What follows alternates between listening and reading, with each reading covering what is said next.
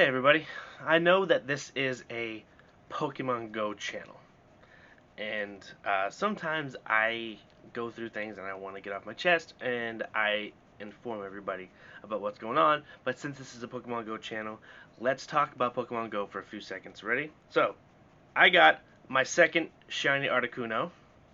That was nice. Then, while I was at the hospital, I got my second shiny Doduo, and I named it Theodora. Then on Tuesday, it was Spotlight Hour. I got my second shiny Skitty. And then just a couple days ago, on Wednesday or Thursday, right before the change from Zapdos to Moltres, I got my first shiny Zapdos of the raids. And then yesterday, after I filmed this video you're about to see, I got a random shiny Roselia off of an incense. So that's basically it. Now that we've talked about Pokemon Go, let's get into what this video is really about.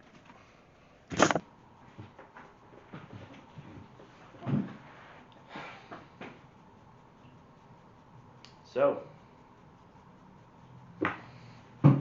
where do we begin? How about at the beginning? So, Friday, C-section day. Dawn and I go to the hospital. Have to wait for like an hour or two. At 9 in the morning, we go into the room. Well, she goes into the room. She gets prepared to have the surgery. They let me in. I go to the head of her bed. They have a curtain drawn, and they start. I am kind of like what I'm not trying not to watch what's going on, but I'm talking to Dawn. She's very with it. She's very smart. She's very strong. Smiling, talking. Nothing's really happening. And then we hear what seems to be like a cry, but we start hearing everyone say, "Oh, hello, Thea. Hello, Thea. Welcome to the world." And we're like, "Oh my God, it happened." 9 in the morning on the dot. That's when she was born. Theodora Jean Stewart was born at 9 a.m. 9.2 pounds. That's a big baby. So they take her out, and she's very gray, which is something that I wasn't expecting, even though I know babies are gray when they come out or a different color than us. Like, they're usually, like, pale, because, no sun. And it just freaked me out a little bit. I was like, oh my God, that's a dirty baby. Man, that's a gray, dirty baby. So they put her on this little platform that they put babies on to, and she's not moving and she's not crying anymore. And then I see a couple of the nurses start paying attention more to the baby. There's like 3 or 4 of them over there, and they're hooking her up with wires, and they take this oxygen thing and they put it on her face, and they're pushing on it like this, and it's going into her mouth, right? And her belly is going, but none of her limbs are moving. She's not moving herself, and I started to freak out a little bit because I'm watching the whole thing in front of my wife, who's trying to gauge my, I guess, my reaction to everything, and it wasn't going well. And then they take her, and they're still trying to do it. They're trying to get her to cry. She's not crying. She's not moving. And I'm starting to panic really hard. And the only male doctor that was in the room puts his hand on my shoulder, and now I'm immediately thinking, okay, he's going to ask me to leave, which is not a good sign. And he didn't. What he did was he puts his hand on my shoulder, he whispers in my ear, she's going to be okay. This is normal. And then I think he must have seen how my reaction was. So apparently, because she was a C-section baby, and because she's so big, and because she might have swallowed some of my wife's amniotic fluid on the way out, that they think her first gulp of breath was full of liquid. So she had liquid in her lungs. Her first cry was basically that. So I get up and I start noticing that she's moving a little bit now. Her limbs are moving. She's not so gray anymore. She's more pink. Um, and she is a big girl. And I'm holding her. She's got her hand around my finger, and I'm like falling in love. Not that I wasn't already in love with the idea of having another little girl, but just seeing her in the flesh and just there's no feeling like that really of having a child and seeing them for the first time. It's an altogether surreal experience. So once they give me the okay that everything's going to be okay, they say they can't weigh her and they can't tell us how tall she is because of everything that's going on in her lungs, and so they decide that for the best thing for the baby was to take her to the NICU right away. And of course, I don't like that idea because I want my wife to be able to hold my daughter for the first time. Because she's been carrying her for 9 months. The least thing she can do is put her arms around her for the first time. Can't do it because of everything that's going on with the baby. They take the baby. They bring her to my wife. They take her to Dawn so that she can see her. She's adorable. Have you seen those cheeks? Um, and they take her to the NICU. Dawn and I go back to the room. They stitch up Dawn. By the way, Dr. Waters is a fantastic doctor. She did such great work with Dawn, and Dawn raves highly about her. I wasn't able to visit. I wasn't able to go with Dawn for any of the meetings that she had with the doctors, any of her appointments for the baby because of COVID. Um, so I go to the room by myself. I'm sitting there waiting, and I'm calling everyone, let everyone know Theodora was born, what time she was born, how much she weighed, which we don't know. So at this point, I'm just telling them what time she was born. I'm mostly doing that on Facebook, trying not to call anybody because I'm in a hospital after all. And they told me I could. I was kind of emotional at that point, so I figured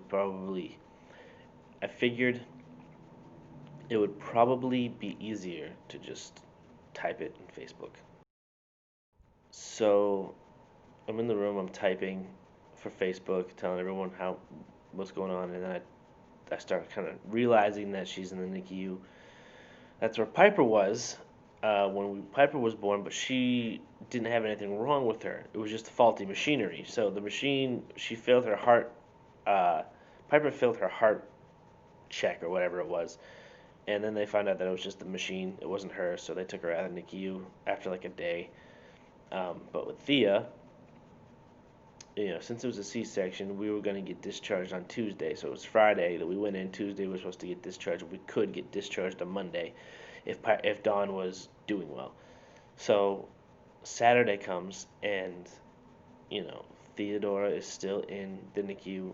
Dawn and I are in the room. Dawn's kind of woozy, a little dizzy. We get to see her on Friday night. She's adorable. Um, but she has all these wires and stuff attached to her, and it's not a pretty sight. It's hard to look at when you're a father and a mother, I would assume. So I take Dawn, we go back to the room and we sleep. Next day, now we're trying to get Dawn to feel a lot better. She's not breastfeeding very well.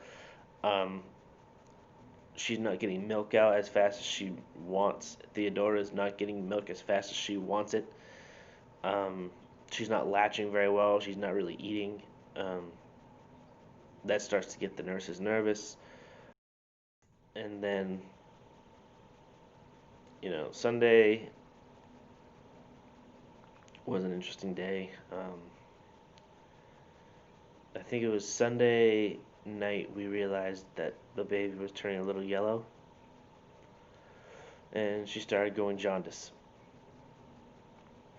Then, she's getting milk now. Dawn is starting to pump a little bit more. By Monday, she's pumping like you wouldn't believe. Um, Theodora is eating more, but the yellow skin is getting her getting jaundice is not a good thing. So they put her under the blue light, wrap her up in a little sack, and put her under the blue light, cover her eyes, um, and that worked. I mean, she ended up not being like that. Ended up going away like in a day. Monday comes around and um, Dawn has a feeding thing with her in the morning. I'm gone because I just left to come see Piper for a few minutes. I had to get Dawn's pills because Tuesday she was getting discharged, but we were going to end up boarding at the hospital because we couldn't be there as patients anymore. By we, I mean her. And we live in Taunton, not Brockton. Brockton Hospital is where we are. So Monday night, or Monday afternoon, or Tuesday afternoon, I can't even remember anymore. All the days seem like they're stretched into one big day. She was having trouble breathing again. So because she was having trouble breathing again, she went blue. Her lips went blue. And we realized that she's not as good at breathing as we thought she was. They had her on IVs and they were checking her oxygen. By the way, she had that little thing in her nose, the oxygen thing. She did not like that when she was trying to eat. Well, that scared everybody half to death, especially Dawn, who was feeding her at the time. And she started going yellow again. Started getting jaundice again. This is all on Tuesday and Wednesday. And so she's still at the hospital. So last night was Wednesday. Dawn and I made a decision that I would come home, I would get Piper, and I would spend as much time with Piper as I could because with everything that's going on, maybe Piper just needs one of her parents. Because we can't ask someone to watch her for over a week. It's been almost a week. Tomorrow will be a week. It is Thursday now. I'm hoping by the time this is all over that we'll have some good news. Um, I know this is not as bad as a lot of parents go through. But this is hard for me because I left my wife and my newborn baby on Wednesday night to come home to be with Piper. And as much as I love my daughter, Piper, I love my wife and I love Thea. One of the hardest decisions I've ever had to make was to leave them and come home. It made me feel like a bad husband. But sometimes you do things because for the benefit of everybody. Piper needs to have some daddy time. To everybody out there, I want to thank you for your thoughts for Thea. Everything is going all right now. We just don't know how long Thea's going to be in the NICU. It's still Thursday, so I literally just woke up a few minutes ago. It's something like 11 in the morning. I got home at like 1:30 in the morning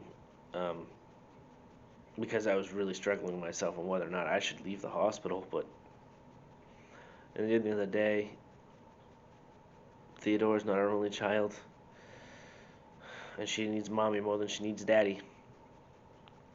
So if I could be there for Piper at least, and not feel useless at the hospital, which I do feel completely useless, I'll do it. So I'll talk to you guys later when we have better news, or when we have worse news. I don't know, but I'll see you guys soon.